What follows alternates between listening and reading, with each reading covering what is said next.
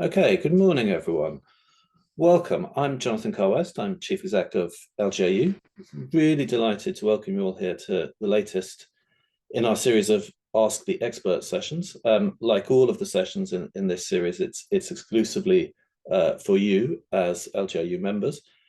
Those of you who experience LGIU perhaps mostly through our daily briefings and our daily news service, just a little bit more detail on who we are. We are the UK's largest independent local government membership body. We were set up by three councils in England over 40 years ago, but today your council is one of more than 300 members across the UK, Ireland, and Australia. And our job at LGIU is to empower our member councils. In practice, that means we're here to support you every day in the work that you do.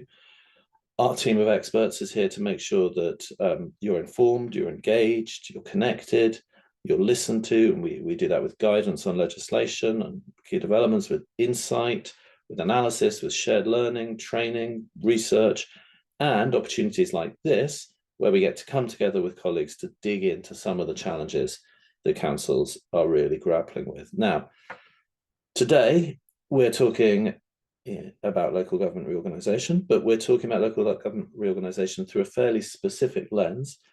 We want to talk about what it means for public service delivery. And this discussion is framed around some research that our team did recently, which looks at the extent to which LGI is already kind of in anticipation impacting on the decisions people make about local service delivery. And that research was supported by our strategic partners at Norse Group. We launched the final report in the summer at the APPG reception in the House of Commons, which some of you may have joined us for. So I'm delighted that today we're joined by Paul Parler, who's Group Strategic Development Director from Norse Group, and also by Jane Eaton, who's Chief Executive of Horsham District Council, so has been sort of in the front line of recent LGR discussions. And they're both going to explore a bit about what this evolving landscape might mean for councils and service delivery. And just before we hear from them, we're going to hear from Dan Godley in the LGIU team, who led this research, who's going to take us through some of the key findings. Before we begin with that, a couple of housekeeping items. We are recording the presentations for today's discussion, but we'll turn off so that we can share it afterwards with people who weren't able to be here, but we'll turn off the recording for the Q&A and the conversation with speakers afterwards. So that will be sort of Chatham House. So I hope people will feel free to speak freely. That's normally, I find, with local government audiences, a fairly redundant plea because people don't tend to hold back. But, you know, if you were worried about it being, this won't be shared beyond this virtual room. We'll have Q&A after we've heard from the speakers. And you can do that in different ways. You can add questions into the chat at any time, and the team here will sort of do their best to collate them and pass them over to me. Or as we get into the Q&A, you can do it by raising your virtual Zoom hand, or indeed waving your real hand. If you're waving your real hand, bear with me, because there's lots of people on the call. It may take me longer to spot. Before I hand over to Dan to talk about the service delivery research, I just wanted to run through very quickly some top lines from another piece of work we published last week. As you all know, the deadline for proposals, reorganisation proposals for areas in the devolution priority programme was the 26th of September. So we did some very quick work just to sort of go through all of those, analyze them, pull out some of the key messages. Many of you will have seen that, but just in case you didn't, just a little sort of teaser, because I think it's a helpful sort of way into some of this. So firstly, I mean, just the amazement of the maps that move, but you can look at those on our website. Just to flag. So just, we also knew this was happening, but just to remind ourselves, when you see it in black and white, how many proposals there are. So across 5 regions and 56 councils, 17 proposals have gone in to MHCLG. A huge amount of work that's all happened in the 9 months since the devolution white paper came out last December, but also some hard choices now for the government to make. We can see there's a massive variation in the proposed population size for new unitary councils. from a low average of 300,000 up to over 900,000 in some of the single county unitaries that have been proposed. Councillor numbers post LGR look like being very different. Under every proposal, the number of councillors will be reduced. The lowest sees a 30% reduction in the number of councillors. The highest sees a 70% reduction. Transition costs vary, tend to be similar within individual regions, but really big differences in how they've been calculated, and very different estimations around savings. And the main difference there being whether service transformation, projected service transformation, and this pertains to our conversation today, was included in that or not. Boundary changes. So we've seen many of the proposals built on existing district boundaries, but not all of them. And some question marks about how that's going to work with, frankly, what seems to be a bit of a difference between what MHCLG said could happen when they gave interim feedback back in March, was that? And what the 2007 Act says. So there's a bit to be worked through there. 3 councils didn't submit proposals, and 1 said they wanted an exemption, but gave an option that they would support if they were required to, which frankly I think they will be. So by and large, I think what I take for this is that the sector got behind this.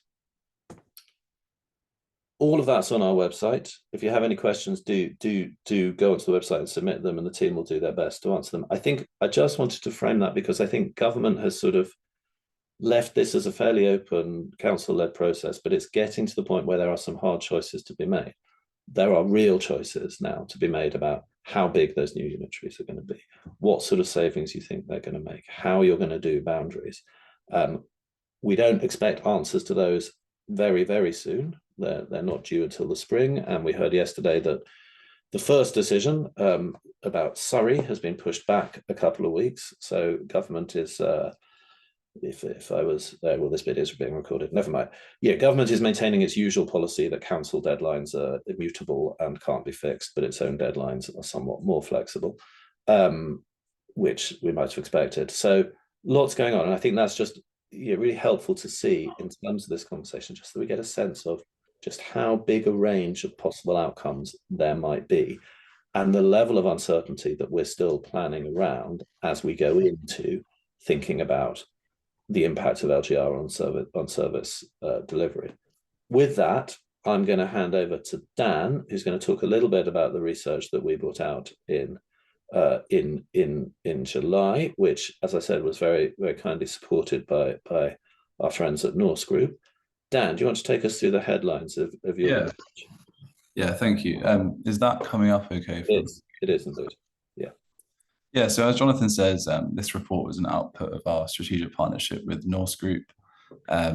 It's based on a period of research in May and June of this year. We surveyed or interviewed 71 senior officers from 63 reorganising councils, aiming to answer the central question: what is the impact of LGR on decisions to outsource, insource, or establish joint ventures in service delivery? So whether services are contracted out, delivered in-house, or somewhere in between in a partnership model. So how relevant is LGR in these decisions? So our survey found that 63% of these senior officers find LGR to be relevant in making those decisions. For comparison, only 24% indicated that government guidance was relevant. And this guidance, we're referring to the current Labour government's aims to bring a wave of insourcing about. So LGR are much more relevant than sort of national government targets or aims. However, we found that 29% see LGR as not at all relevant in these decisions, which we found quite surprising, and we wanted to find out why there is this difference in opinion on the relevance of LGR in changing service delivery models. So of this 29% who indicated LGR is not relevant, for some reasons it was explained to be due to necessity. So one council told us that they were starting a new in-house children's placement facility, so insourcing some children's services. They said, we're not going to stop that process. It needs to continue regardless of LGR. So it's a necessity. It needs to go ahead. Equally, LGR being in its early stages was attributed to why it's not had an impact yet. So someone told us, LGR hasn't really started in earnest yet. And also, another officer told us, we'll carry on making those decisions irrespective of LGR, certainly for the next financial year. And I think that observation is quite interesting, obviously hinting that might not be the case towards the medium and long term. But returning to that chunk, that 63% who see LGR to be relevant, one of those reasons is alignment with neighbours. So looking towards the vesting day and these new unitaries, there are efforts to bring services in line with councils who they will be forming new councils with in these new unitaries. Someone told us that their neighbours had insourced refuse collection, and they said, we thought, let's just try and align while we have the opportunity now. Another officer explained, you don't want to do something that makes you an outlier in the new unitary. So trying to bring things into sort of harmony so that, from vesting day, it's a lot simpler to go ahead. Another way that LGR is relevant is through accelerating some changes. So bringing things forward. But some officers told us that, many other planned changes to service delivery have been cancelled because they're not deliverable within the timeframes of LGR. So one officer said, 3 to 4 year projects are being yanked back to be short term, but the longer projects they're not bothering with, they're not able to achieve, so they don't bother starting them. This is particularly poignant in the sort of existential challenge of LGR. A district council officer told us, what's the point? We're not going to exist in 3 years, so why make the change? But the chief exec told us, big, thorny, nasty decisions, controversial decisions, they're being put off because there's not enough time left to deliver them anyway. So unpopular decisions will be left to the new councils to fulfill, or whether they go ahead or not with them. But as ever, uncertainty is the killer. This is a direct quote. One chief exec explained, uncertainty slows decision making. You're more likely to sit on your hands, wait it out until you have a bit more certainty. This was partly attributed to potential slippage in LGR timeframes. At the time of the research, thinking back to May and June, there were some murmurs about elongation of timescales, and this was described as, the paralyzing bits in the challenge of LGR because of this indication of slippage. One chief exec therefore observed, don't be imaginative, don't be ambitious. Safe and legal is the focus from day one. Anything that puts that at risk, we'll want to question. So quite a poignant observation there as well. So obviously we have a camp who see LGR as not relevant in how they deliver services, a camp that do, but also across the sector, there is this widely viewed opportunity for reset. So although there's no indication that LGR will lead to, much more insourcing, outsourcing, joint ventures, there's no strong indication of that. There is a strong indication that respondents see an opportunity here. So one director of corporate services said, if ever there was an opportunity to reset, this is it. It's a bit like COVID and modernizing how we work. These opportunities don't come along very often. So just to wrap up, obviously this is just a top line view. There are much more findings in the report. We look back at past decisions on outsourcing, insourcing and joint ventures, as well as the present tense. But just to conclude on this part of the research, for some, it's business as usual, or at least during that period of research. Some decisions aim for greater alignment. Some decisions are being fast-tracked due to the timeframes of LGR. Others have been postponed. But uncertainty, in some cases, is leading to the status quo persisting, so not making any radical change during this period of upheaval. But ending on a more positive note, there is a widely viewed opportunity for resetting relations coming out of LGR, which is where I will wrap up. Brilliant, Dan. Thank you. And I think what for me comes out really strongly from that is this the sort of paradoxical nature of this moment, that at the same time, it is a moment where we think this could be, an opportunity for a massive reset. It could be an opportunity to do things very differently, but it's also a moment at which that there's so much uncertainty, and that can be paralyzing, and people don't dare to act differently. So that tension, that paradox, I think is really important, and how we kind of start to unpick that knot as we move into the sort of the hard end of LGR and actually sort of implementing some of it, I think is going to be really, really important. That research is on our website, and we'll send it around to all of you as part of the pack you get after this event. As we said, we were delighted to work with our friends and strategic partners at Norse Group on that work. And I'm equally delighted that Paul Power is here today to talk to us, give us his reflections on it. Paul's Group Strategic Development Director at the Norse Group, and he's got a long record in the private sector, working with he's worked at Capita, he's worked at Adair International, all in very senior roles, doing regeneration, doing outsourcing. Yeah, so really good perspective. He sort of has seen these issues across lots of different places in lots of different aspects. So Paul, what are your reflections on this? Yeah, thank you, Jonathan. Look, thank you for inviting me to this. We were really glad to be to partner with you on this research. It's a really good piece of research, and as Dan said, I think it reflects some of the feedback you had from 71 senior officers at that moment in time. Obviously, the world has changed a lot, and is changing a lot in the world of LGR. There's been this government change, but I guess as Norse, I just want to. We are the largest local authority trading company in the country, wholly owned by Norfolk County Council, and been around about 30 years.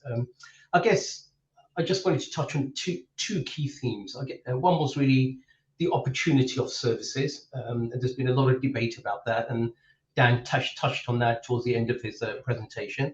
And I guess the second theme I really wanted to talk about was just on a couple of examples of some of the practicalities and the challenges that are there through this lens of service and service delivery. I guess as way of background on the first one, the opportunity, I guess the word reset was used a lot in this report, and I think that's really important. And I'm certain we'll all agree that the reason and the raison d'etre, the eventual aim for LGR and Devo after that are good aims, and I think they're very good aims, and a lot can be achieved from that. But I think the backdrop, it's all happening based on our feedback, what we see in the market and from our clients. The backdrop is this severe financial strain that's been there, cuts for the last 15 years, and on top of that, you've got not just the pressures of care, adults and communities, but on top of that, over more recent years, the extreme pressures from homelessness, and the challenge from send as well, which are very high in the news today. So that's the backdrop, I guess we're saying. However, I do think, going back to that word reset, I do think this is an opportunity to reshape and redesign services, through the focus of prevention and early intervention. I think that's critical. I think this is the opportunity and that reset for that. Safe and legal is imperative for day one, but that shouldn't be the end of the ambition. The journey continues after that to really reshape, redesign services. And I just go back to this stat that I really enjoy mentioning is I got this from a contact at the Health Economics Unit at what was NHS England. If you look at the health determinants across countries, people's outcomes in life in terms of health, 20% of those health determinants come directly from people in clinical care. So they're in the system, there's nothing you can do about that. But the other 80%, that's broken down. 10% is determined by the physical environment, 30% from health behaviors, and 40% from socioeconomic factors. So that 80%, that big rest of the iceberg under the water, is all something that we, if we can reset services, redesign, reshape, we can actually influence people's health determinants. And it just goes back to this thing of whole system, whole place type of approach that removes duplication. And it just reminds me of that example where you may have an individual who's a resident in our communities. Today he turns up at the council talking about the improvements needed in the property because of damp, disrepair, mold. And that same individual will probably go to our NHS down the road tomorrow and talk about, possible, respiratory issues. So, just joining that up and removing that duplication and improving the health determinants is the real opportunity. The final bit on that I just wanted to touch on was, from my thoughts, just that it's an increasing debate, but I do think that as we go through LGR, there is scope there and need there for the government of the country to move towards and allow for better fiscal devolution. There's a real argument that we're picking up that what we can't lose is this local knowledge, the local democracy closer to our communities, but putting fiscal devolution alongside that can allow councils, because they have that local knowledge, to do things more locally and better fit for their boundaries. Just turning on to the second theme about the practicalities of LGR through service and service delivery. I mean, it's very clear the amount of work that councils have done towards submitting their proposals is phenomenal amount of work and effort has gone in. But I think the key thing is that there are many priorities with LGR. Day one is just a start, and you've got IT issues, different systems, different people, different cultures, different ways of doing things, different management structures. It's just a start. But I think the danger is with the challenge in local government, of bandwidth, resource, expertise, and whilst we're embedding these new ways of working, there's a danger that some of the other high demand services or highly visible services could be forgotten. Waste came up in Dan's presentation a couple of times. So I just want to touch on that as an example. But things like waste, getting your bins collected or getting your potholes fixed are very highly visible services alongside the big services like care. And there's a danger that some of the more highly visible services, unfortunately, a lot of residents simply can judge the council's performance based on these simple, very highly visible services. So there's a danger that they can be forgotten. And the report draws on these key decisions of insourcing, outsourcing, and joint ventures. And it does state that 43% have abandoned planned changes, I guess, due to these understandable uncertainties that there are there, the geographies and so on. But I think the point I'd like to make is that all this needs careful thought. If I just go on the example of a service that needs to be probably aggregated, looking at waste, the variation in waste as councils come together, you can just imagine it, just think it through, the different collection regimes, different days, the different vehicle types, the different T's and C's of the people. In some areas, you may have free collection of garden waste. In some areas, it'd be charged. The legislative changes coming in over the next 2 years. These are very complex things to harmonise, very complex services to harmonise. Sounds easy, but they are very, very difficult and very challenging. You could be in a postcode lottery somewhere. And it could lead to resident dissatisfaction if not handled properly. So I think I would just wanted to add there that these things need to be given time and space and planning as soon as possible, and involve the partners in your supply chains, reset the relationship, and they can help you, help harmonise some of these services and the direction you're going. Another example is housing, place, and estates. If you just look at the complications there, similar issues with the amount of variation that exists in the different approaches, the unification of planning policies, the assets that are there, the possible abundance of property and the civic estate that's there. And again, this all needs careful thought, because some of the, if this is done properly, some of this can derive capital receipts that can help with debt reduction and so on. So I just wanted to say, as I get to the close, is these are complex processes and complex services that just require transformation, but careful early planning is critical.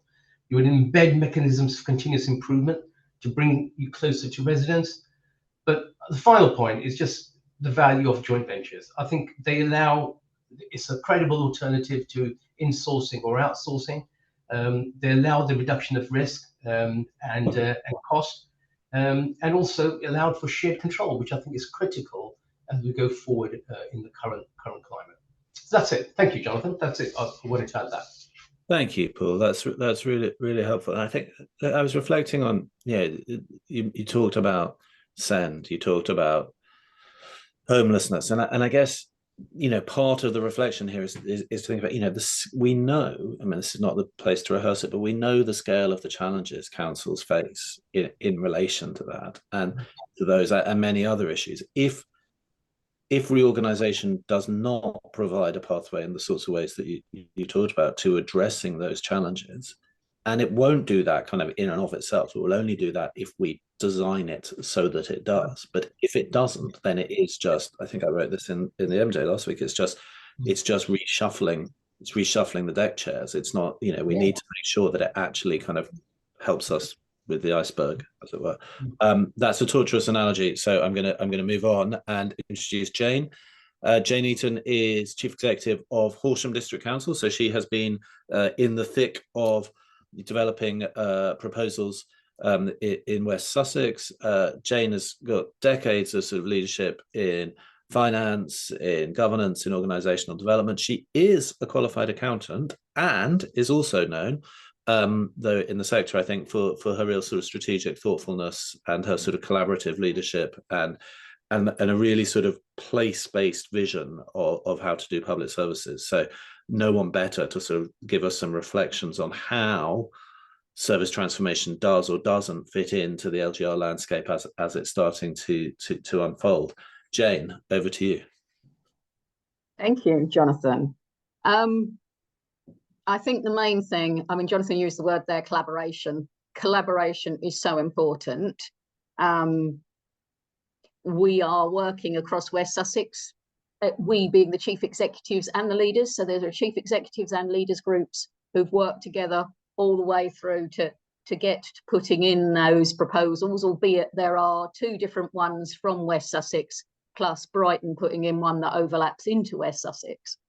So we are sitting at the moment not knowing really which of three models could land on us. There's the district and borough preferred model, which is of the 7 district and boroughs in West Sussex, 3 in one unitary, 4 in the other.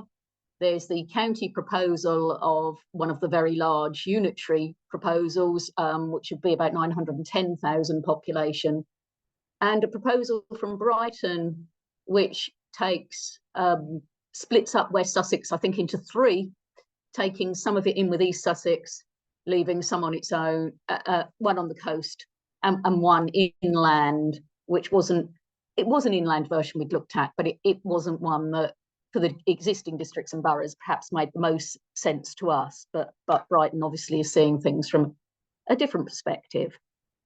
In terms of how we're moving forward on what we're going to do, obviously a lot of the big stuff to start with is talking about staff, talking about IT, talking about property and all those bits that you've got to get working from day one. But also we are very much in the space of looking at our contracts and what are we going to do with those, whether it's a service that's in-house or a service that's not, whether it's a service that's shared or a service that's not.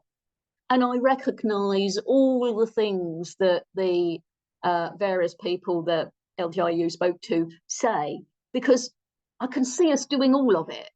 I think the one I'm most excited about, oddly, is the one that scared me the most when I first looked at it, which was that my council's leisure contract expires on the 30th of November 2027. And there are no extensions. People said to me, oh, extend it. I can't. I'm out of every extension. We've done the lot. So we have to re-provide.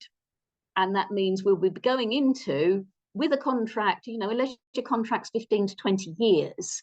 So you're committing to something right up front, and it'll be us and the shadow authority having to make that decision. But to be honest, we'll have had to have made all the decisions about what it looks like before we even get there. But what's encouraging me about this is that it can deal with, in a way, some of the issues that concern us. That little service that you happen to run that nobody else in your area does run, but is really, really valuable, we're looking to put it into the contract, which in our case is a sports development team, which has a very high focus on disability. But of course, you think at that point, am I going to keep this, or am I going to put it in, or am I just going to leave it for the unitary? Well, we thought about it and we thought we're going to put it in because this provides fitness for people in wheelchairs, which is good for their long-term health and well-being. It's good for the savings that the new council will make. We are basing our whole new contract on an active leisure concept, but we're particularly excited about the level of engagement of county staff. I would never have seen previously county staff being interested in a contract I was letting. But we've had conversations with county colleagues being excited, with the Director of Adult Social Care, the Director of Children's Services, and the Public Health Director. So all of them are interested in this contract because in making leisure bigger, moving it out of our 3 aging, 1 new leisure centres into community halls and bringing more people into leisure, and the fitness element of it, and the weight loss, the whole well-being issue that we have through our well-being teams has actually got people in West Sussex quite excited. We're also considering what capital we can afford to put into it, because I work for a relatively affluent district. I'm in the 40 that's going to lose the most money. We've still got some reserves. Do we spend them now, or do we pass them on to the new authority? Well, part of me thinks if I pass them on and the government says we've got to pick up the SEND debt, there'll be nothing bought with that money. If we invest that now in preventative leisure for the future that is going to prevent health issues going forward, it could be more usefully spent. And when colleagues talk about moving things forward faster, I think that for us as a capital rich authority means that some of the projects we would have done anyway, we're not saying no, we can't do it. We're saying yes, we must do it, and we must do it now. And that includes things like our theatre refurbishment, which this council has done every 20 years and is now overdue. We are going ahead and we're doing it during 2026. The whole benefits of theatre, though, we're thinking about theatre differently. We're putting in more space for people with disabilities, more space for changing people in the theatre to get the benefits of culture. The physical benefits of the leisure contract are one thing, but the psychological benefits of interaction in a theatre space. We're building a new community centre. We're mending the really broken paving stones in the town centre, because not just because we think the new authority might not be able to afford it, but because they probably aren't going to be able to afford the headspace to do it. So it is about what money will be in the new council, but it's also what we can do. We're also considering projects that might be financially beneficial to the new council, such as building an enterprise centre. And then in the background, when it comes to problems, obviously, we're thinking about things that could be tricky, like any of those of you who have ID Verdi as a supplier will have seen that they made a loss last year, quite a substantial loss, and are saying they will run for 1 more year. And we're all thinking, oh my goodness, where are we going to be if our landscape contractor goes down very close to the transition? We're also considering what we do about some of those services. Some of those services we might have been talking to Paul about, like what do we do about waste? What do we do about revs and bends? Our revs and bends, as a single district out of 7, is provided by another unitary council. A unitary council that's saying, I don't think we can do revs and bends for a council that's going to be a lot bigger than we are, whatever it is. So we're having to think again and start moving towards change on that. Are we stopping doing anything completely? I think there's 1 or 2 projects, particularly some of the big building stuff in the housing area. We're having to think, if we start it now, we won't finish it. Will the new council want to do it Probably not. So I think on a practical level, I'm just trying to give you a flavour of all the different ways it affects you. So some is go fast, some is let's reflect, some is go slow. And our in-house waste service, and I think it's 3 out of 7 in West Sussex are in-house, are thinking about how do we prove that we are absolutely the best way for waste going forward, so that the new unitary can think about insourcing once it gets going. So I think that's my initial thoughts, Jonathan. So I'll pass back to you. Jane, thank you. That's really interesting, and I think it brings home the sort of complexity of some of this, but also there'd be 2 things that really jumped out at me. The first, if you'll forgive the plug, going right back to the beginning when you were talking about the various sort of complex different proposals that exist across the Sussex and Brighton region. I can't help reminding people that if you want to see all those visually, you can go to our website where there are maps that can show you each of the different potential configurations and how they relate to existing boundaries. So if you want to visualize what Jane was saying, do go to the website. The other thing that really struck me, because I haven't heard many people talking about this so explicitly, was that the point about headspace, the sort of attention economy. There's money, but there's also time and attention, and both of those, and how both of those things go forward into the new setup is really important. What the new unitaries can afford financially, but also where they're going to have the time and space. I think that's really interesting. So a number of really, really helpful reflections there from Jane, from Paul, and Dan, giving us sort of headlines into the research. So we've